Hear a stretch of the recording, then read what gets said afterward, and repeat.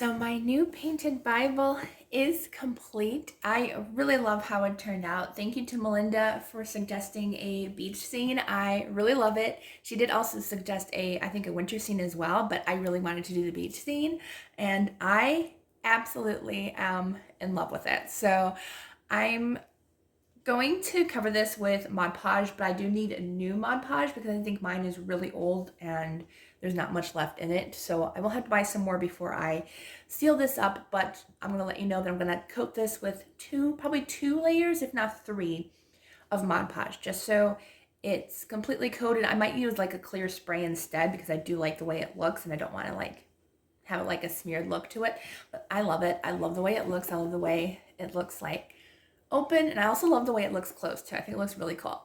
So I hope you enjoyed this video. Please don't forget to like and subscribe if you don't want to miss any Bible journaling videos.